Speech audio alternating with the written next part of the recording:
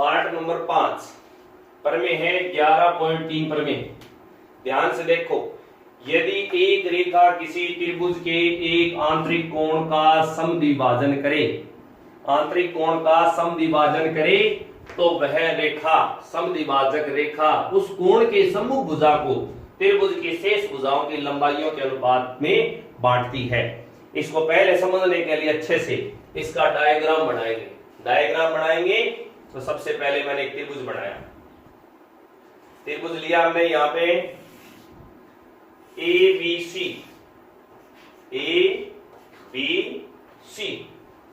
ठीक है। त्रिभुज के एक आंतरिक कोण लिया हमने, जैसे कौन सा कोण लिया, ए का समद्विभाजन करी। आंतरिक कोण जो लोगे उसको बराबर दो भागों में बांटना है, उसका हमने क्या कर दिया, समद्विभाजन कर दिया।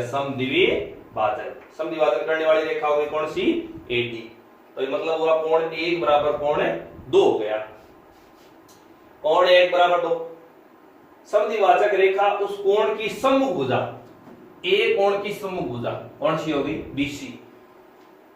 भुजा को यानी किसको, बीसी को त्रिभुज की शेष भुजाएं कौन सी रहेगी, एपी और एसी के अनुपात में विभाजित करती है। यानी बीसी को बांटने के बाद में जो अनुपात आता, मतलब बीडी और सीडी का जो अनुपात है, वही अनुपात किसका है, एपी और एसी का। यानी हमें जो सिद्ध करना है वो ये है, सिद्ध करना है। ध्यान से देखिए, सिद्ध करने में कैसे लिखेंगे कि एडी रेखा बीडी को बांट रही है, बीडी और सीडी में। कौन सी रेखा, एडी रेखा, जो कोण का समद्विभाजन कर रही है, बीडी और सीडी। यानी जो बीडी और सीडी का अनुपात है, किसको बांट रही है, बीडी और सीडी में। तो बीसी का जो सम्मुख भुजा का जो अनुपात है, सम्मुख भुजा का, वही अनुपात अन्य भुजाओं का, मतलब अन्य भुजाएं कौन सी रहेगी, एपी और एसी के समानुपात होती है। ये अपने को सिद्ध करना, यानी ए के अनुपात में होती है बीडी और सीडी। बीडी और सीडी क्यों लिखा हमने, क्योंकि कोण की सम्मुख भुजा का जो अनुपात बन रहा है वही अन्य भुजाओं का अनुपात है। इसके लिए हम जानते हैं कि यदि समानुपात आता है तो हमें समांतर रेखा की आवश्यकता पड़ती है। यहां पे अनुपात कौन बांट रही है, एडी बांट रही है, तो एडी के समांतर ही होनी चाहिए एक रेखा, एडी के समांतर एक रेखा होनी चाहिए। तो एडी के समांतर हमने रेखा खींची ईसी, एडी के समांतर हमने रेखा खींची ईसी, क्योंकि समांतर भुजा होती है तभी तो अनुपात बढ़ता है, और यहां पे अनुपात बांट रही है एडी, इसलिए एडी के समांतर ही हम रेखा खींचेंगे। ये खींच दिया हमने रेखा। अब बस सवाल बिल्कुल सरल है, सिद्ध करना पड़े, समझ में आ गया सिद्ध कैसे क्या करना है। दोबारा बता रहा हूं, सिद्ध करने का मतलब ये बता रहा था सामान्य भाषा में कि कोई त्रिभुज है, उसका एक आंतरिक कोण लीजिए, उस आंतरिक कोण को कोई रेखा दो भागों में यानी समद्विभाजन कर रही है, तो उसके सामने वाली जो भुजा यानी समद्विभाजक रेखा जिसके टकराएगी, जैसे किसके टकरा रही है, बीसी की, तो बीसी के टुकड़े हो रहे हैं बीडी और सीडी, यानी बीडी और सीडी का जो अनुपात है वही अनुपात अन्य दो भुजाएं, मतलब दो भुजाएं शेष रहेगी एपी और एसी, उनके अनुपात में है। ये अपने को सिद्ध करना है। इसलिए अनुपात कौन बांट रही है, एडी बांट रही है, इसलिए एडी के ही समांतर हमने रेखा खींची, क्योंकि प्रमेय नंबर 1 आधारभूत अनुपाती प्रमेय में क्या था, समांतर रेखाओं की वजह से अनुपात बढ़ता है, इसलिए इसके समांतर रेखा खींची हमने। अब क्या करना है, अब ये करना है कि समांतर रेखा खींची है, उसमें अपने कोण दिए, समद्विभाजक कोण का समद्विभाजन करा, तो यहाँ पे कोण से संबंधित बातें हैं, कोण का समद्विभाजन और कोण से संबंधित बातें हैं। यहां पे मैंने कोण 3 लिखा। अब ये देखिए कि कोण 2 बराबर कोण 3 कौन से कोण है, एकांतर कोण, एकांतर कोण। इसकी व्याख्या मैं यहां पे आपको बता रहा हूं, जैसे ये एडी है और ये ईसी है, ये समांतर है, इसको इस तरीके से कट रही है, यहां पे 2 और यहां पे 3 है, देखो ऐसी स्थिति है, तो ये कौन से कोण हो गए, एकांतर कोण हो गए। इसकी व्याख्या में आप लिख सकते हो, क्योंकि एडी समांतर है ईसी के, एडी समांतर है किसके, ईसी के। दूसरा यहां पे कोण लिया मैंने 4, क्योंकि समांतर रेखाएं आती है तो अंतःखंड कोण बनते हैं, संगत कोण बनते हैं, या एकांतर कोण बनते हैं। तो यहां पे देखो कोण 1 और कोण 4 की स्थिति, यहां पे इनका डायग्राम बना रहा हूं मैं।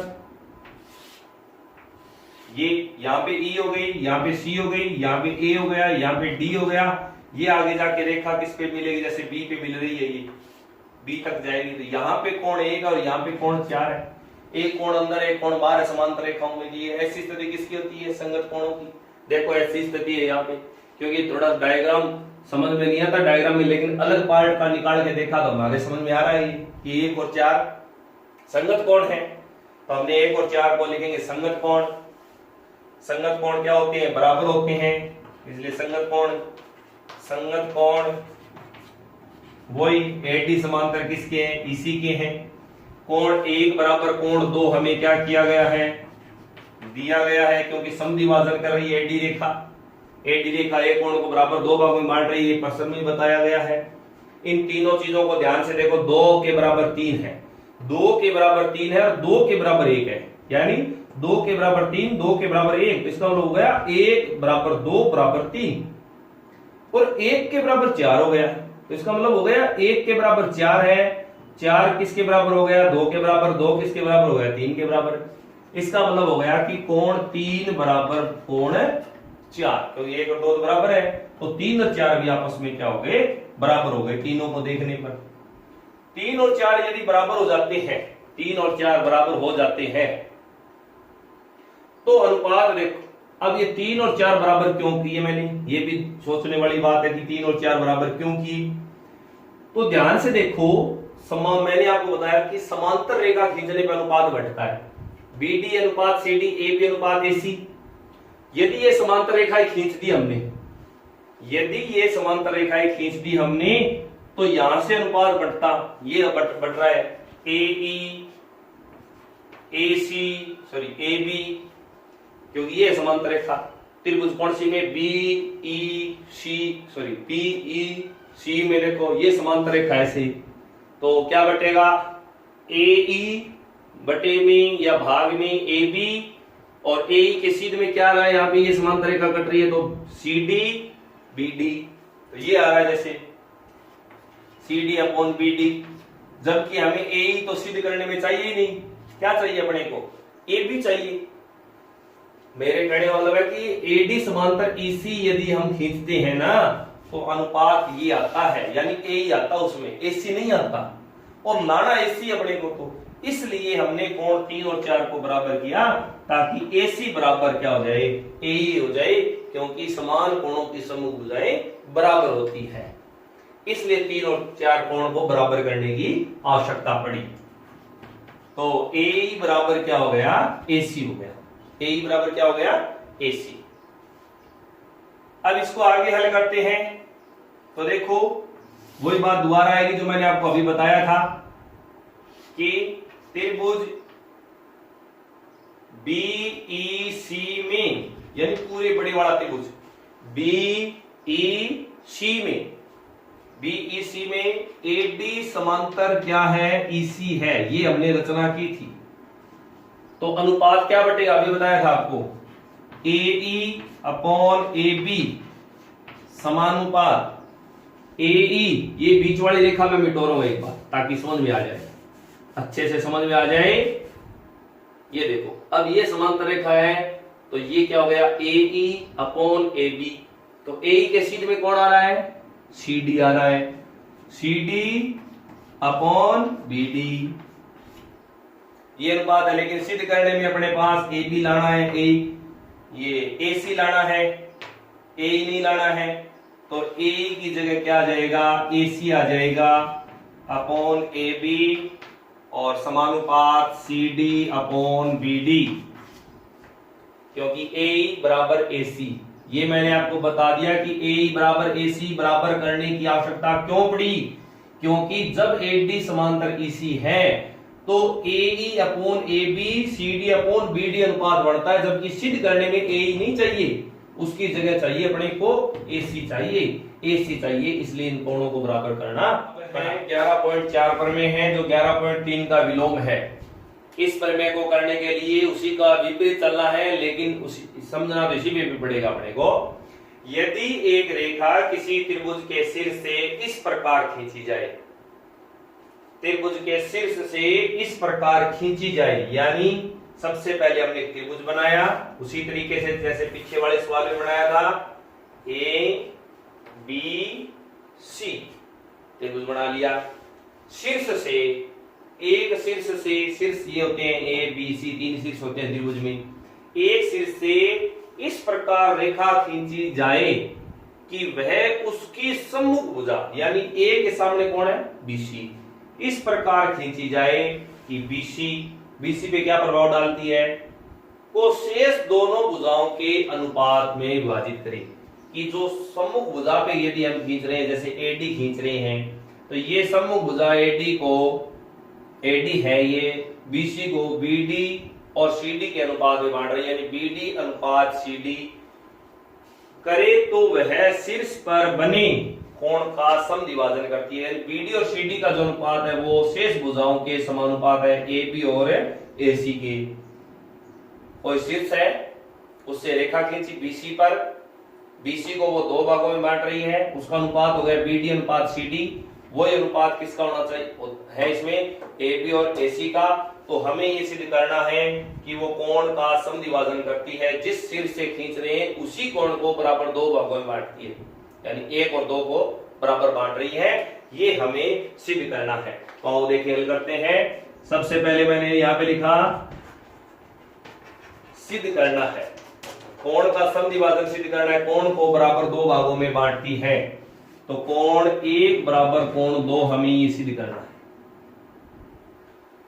उसी का विपरीत लेते हैं, इतना समझ में आ गया तो उसका विलोम करना पड़ेगा। अभी हमने सीखा था पीछे वाली प्रमेय में कि यदि कोई रेखा कोण का समद्विभाजन करने वाली रेखा होती है, वो सम्मुख भुजा और अन्य दो भुजाओं को समान अनुपात में बांटती है।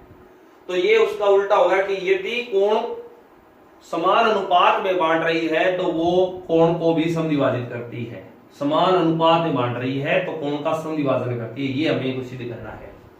तो जैसे उस पीछे वाली पर में 11.3 में किया था उसका विपरीत करेंगे तो ये समझ में आ जाएगा अपने पास। रचना, उसमें हमने देखो समांतर खींचा था, हमने एडी के समांतर खींचा था और बराबर सिद्ध किया था कोण 3 बराबर 4। तो इसमें विपरीत करेंगे, यानी बराबर खींचेंगे रेखा, यानी जितनी एसी रेखा है, जितनी एसी रेखा है उसी के बराबर हम एई रेखा खींचेंगे। यानी यहां पे क्या खींचेंगे, जैसे एसी बराबर एई, उसमें तो सिद्ध किया था 11.3 में, तो यहां पे उसका उल्टा कर देंगे, यहां पे वो रचना करेंगे है, और फिर इसी को क्या कर देंगे, मिला देंगे। इसी को क्या कर देंगे, मिला देंगे। हमें ये सिद्ध करना है। देखिए कैसे हल होगा।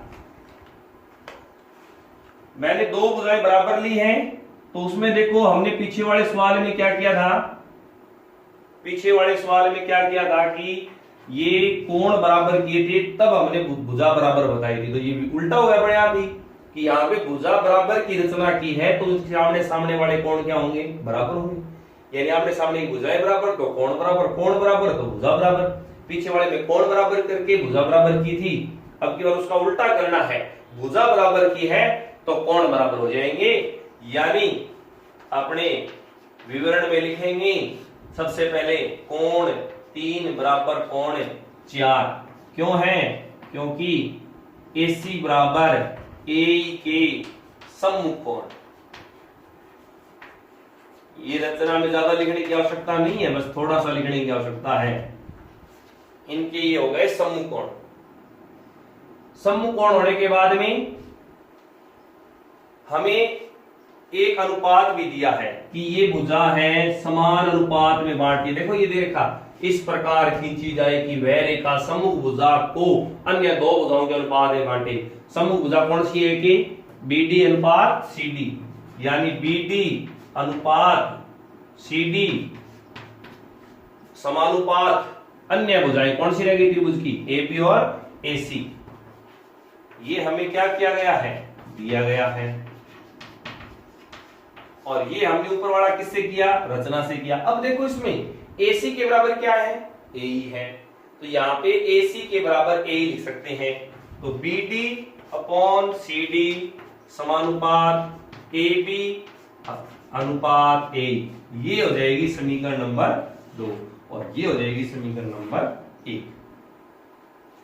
समीकरण 1 और 2 में सबसे पहले देखो, इस समीकरण में 2 में देखो BD अनुपात CD, BD CD और AB AE, AB AE। तो उसी सवाल में जैसे मैंने बीच में से एक बार साफ कराऊं ताकि समझ में आ जाए। अब देखिए ये त्रिभुज बना है BD, ध्यान से देखो BD अनुपात CD, AB अनुपात AE। तो अनुपात कब बढ़ता है? पहली प्रमेय के अनुसार अनुपात कब बढ़ता है? जब रेखाएं क्या हो? समांतर हो। तो इसका मतलब ये हो गया कि AD समांतर है किसके? EC के। AD समांतर है EC के आधारभूत आनुपातिक प्रमेय के विलोम से। आधारभूत आनुपातिक प्रमेय का विलोम के कारण ये समांतर रेखाएं होगी। और समांतर रेखा होती है, मैं इसको वापस मिला रहा हूं यहाँ पे हमने 3 लिखा था, यहाँ पे 2 लिखा था, यहाँ पे 1 लिखा था। अब देखो समांतर रेखा होती है तो इसका मतलब हो गया कि कोण 2 बराबर कोण 3। कौन से कोण हो गए? एकांतर कोण। समांतर की वजह से एकांतर कोण, पीछे वाले में भी समांतर था लेकिन अब समांतर सिद्ध किया है, तब लिखेंगे एकांतर कोण, वरना नहीं लिख सकते। दूसरा कोण 1 बराबर कोण 4। कौन से कोण? संगत कोण। ये भी पीछे वाले में बताया था कि संगत कोण कैसे बढ़ते 1 और 4, सेम वही है, यहां पे समांतर सिद्ध किया है। अब देखो इन दोनों को समीकरण नंबर 3 नाम दिया मैंने। इसमें है कि 3 और 4 के बराबर 2 और 1 है। 3 के बराबर 2, 4 के बराबर 1। लेकिन समीकरण 1 में देखो 4 और 3 क्या है? बराबर है। इसका मतलब वो 4 और 3 के बराबर है वो आपस में भी बराबर होंगे, यानी 4 और 3 के जो बराबर हैं वो आपस में भी बराबर होंगे, मतलब 1 और 2 आपस में क्या होगा? बराबर होगा। तो समीकरण 1 व 3 से 1 व 3 से कोण 1 बराबर कोण 2, ये हमारा सिद्ध हो गया। इति सिद्धम, बिल्कुल सरल प्रमेय है। 11.5 प्रमेय देखते हैं। त्रिभुज की एक भुजा को बढ़ाने पर बनने वाला बहिष्कोण का समद्विभाजक कोण की सम्मुख भुजा। समद्विभाजक जिस कोण का समद्विभाजन होगा, कौन से कोण का? त्रिभुज के बाह्य कोण का, उसकी सम्मुख भुजा का बाह्य विभाजन, यानी बाह्य अनुपात करना है, बाह्य विभाजन करना है कि शेष दोनों भुजाओं का, यानी एक त्रिभुज की जो बाहरी भुजा बनेगी उसका अनुपात अन्य भुजाओं के समानुपात होता है। तो सबसे पहले हमने एक त्रिभुज बनाया, ये बनाया त्रिभुज ABC। अब ध्यान से देखो ABC, AB रेखा खींची। एक तो बाह्य कोण बनाना है, एक बाह्य भुजा बनानी है। तो बाह्य कोण बनाना है तो यहां पे मैंने यहां पे इसको E तक ही बढ़ा दिया, AB को E तक बढ़ा दिया तो ये बन गया बाह्य कोण। दूसरी अपने को बाह्य भुजा लेनी है तो BC को हमने बढ़ा दिया, BC को हमने बढ़ा दिया। फिर इसने कहा है कि बाह्य कोण का समद्विभाजन करना है तो बाह्य कोण का समद्विभाजन कर दिया। क्या? AD। समद्विभाजन का मतलब होगा कि कोण 1 बराबर 2, यानी ये कोण है बाह्य कोण, ये बराबर 2 भागों में बट गया। ये अपने को दिया है। अब सिद्ध करना है, ध्यान से देखो, बिल्कुल सरल है, सरल भाषा इसकी सिद्ध करना है समझने वाली कि बाह्य विभाजन का मतलब हुआ कि बाह्य भुजा ही लेनी है अपने को, BD और CD। त्रिभुज तो BC तक ही है, त्रिभुज ABC, त्रिभुज तो इतना ही है। हमें अनुपात है वो बाह्य लेना है पहले। तो क्या लेंगे? BD पहले लिया, BD बाहर है, फिर उसी का पार्ट क्या है? CD। BD और CD का जो अनुपात है बाह्य अनुपात, वो ही अन्य भुजाओं का, अन्य भुजाएं कौन सी रहेगी? त्रिभुज की लेनी है अपने को, AB और AC। इस अनुपात में अपने को बांटना है, AB अनुपात AC, इस अनुपात में अपने को ये बांटना है। तो देखो ऐसे करते हैं, इस अनुपात में किस तरीके से बांटेंगे अपने? सबसे पहले अनुपात बांटते हैं तो बताया था अनुपात कब बढ़ता है? जब दो रेखाएं आपस में क्या होती है? समांतर होती है, तभी अनुपात बढ़ता है। किसी त्रिभुज में दो भुजाएं आपस में क्या हो? समांतर हो, दो रेखाएं समांतर हो, आधारभूत आनुपातिक प्रमेय के हिसाब से अनुपात बढ़ता है। ये अनुपात बांटना है, तो ये अनुपात बांटना है तो इस समांतर रेखा खींचनी होगी। अब समांतर रेखा किसकी खींचनी होगी, ये क्वेश्चन है। तो जो अनुपात बांटने का काम कर रही है, बाह्य कोण की समद्विभाजक रेखा बाह्य अनुपात बांट रही है, तो इसी के समांतर अपने खींचेंगे। इसको नाम दिया FC, यानी AD के समांतर रेखा है FC। ये हमने रचना की। अब विवरण में लिखेंगे। अब हमारे समझ में आ गया कि समांतर रेखा होती है तो समान अनुपात बढ़ता है। तो ये समांतर रेखा कौन सी त्रिभुज में आ रही है? ये बड़े बड़े त्रिभुज में आ रही है, ABD में आ रही है। त्रिभुज ABD में AD समांतर FC, AD समांतर FC ये आ रही है, तो इसके हिसाब से अपने अनुपात लिखेंगे। देखो बाह्य अनुपात तो लेना ही लेना है, तो सबसे पहले कौन सी लेंगे? BD, और फिर कौन सी लेंगे? CD। ये तो अपने को लाना ही लाना है। इसके समानुपात अन्य दो भुजाएं लानी है, कौन सी? AC और AB। लेकिन पहले देखो कि समांतर की वजह से BD की सीध में देखो क्या है? BD के सीध में है AB, और CD के सीध में क्या है? AF। लाना क्या है अपने को? यहाँ पे AC लाना है, जबकि समांतर की वजह से क्या आ रहा है? AF आ रहा है। तो यहाँ पे थोड़ा संकेत में हल कर लेते हैं। यहाँ पे कोई दिक्कत नहीं है, अपने संकेत में हल कर लेते हैं। दो समांतर रेखाओं को यदि कोई तिर्यक रेखा काटती है तो कौन से कोण बनते हैं? एकांतर कोण बनते हैं। ये बार बार बताया जा रहा है कि कोण 1 बराबर 3 कौन से कोण है? एकांतर कोण है। ध्यान से देखें चित्र में कि अभी ये समांतर रेखा खींची थी तो ये एकांतर कोण बन गए 1 और 3। यहां पे कोण लिया 4, कोण 4 और 2 का क्या संबंध है? ध्यान से देखें, वही संगत कोण। डायग्राम बना के देखें और इस तरीके से आ रहा है। यहाँ पे कोण 2 है, यहाँ पे कोण 4 है, यानी संगत कोण। दो समांतर रेखाओं को तिर्यक रेखा काटती है तो बनने वाले कोण संगत कोण कहलाते हैं। और कोण 1 बराबर कोण 2, ये कोण 1 और 2 बाह्य कोण समद्विभाजित होता है। ये अपने को क्या किया गया है? दिया है। तो इसका मतलब हो गया कि 1 और 2 आपस में बराबर हैं, तो 1 और 2 के जो बराबर होंगे, किसके? 1 और 2 के जो बराबर होंगे तो वो आपस में भी बराबर होंगे। तो देखो 2 के बराबर 4 और 1 के बराबर 3 है, और 1 और 2 आपस में क्या है? बराबर है। तो इसका मतलब होगा कि कोण 4 और 3 क्या हो जाएंगे? बराबर हो जाएंगे। 4 और 3 बराबर होने का मतलब है कि आमने सामने की भुजा भी बराबर हो जाएगी। AF बराबर क्या हो जाएगी? AC, समान कोणों की समभुजा। लिख देंगे आते हैं AF बराबर AC। ये हमारी प्रमेय भी सिद्ध हो गई। BD अपॉन CD, केवल बस AF की जगह क्या चेंज करना अपने को? AC चेंज करना है। और किससे लिख दोगे? संकेत से, क्योंकि ये संकेत में अपने पूरा विवरण हल करके बता दिया है। तो विद्यार्थियों हमने तीनों थ्योरम किए, 11.3, 11.4 और 11.5। ये सभी थ्योरम है वो इंपॉर्टेंट है क्योंकि 6 नंबर की आती है।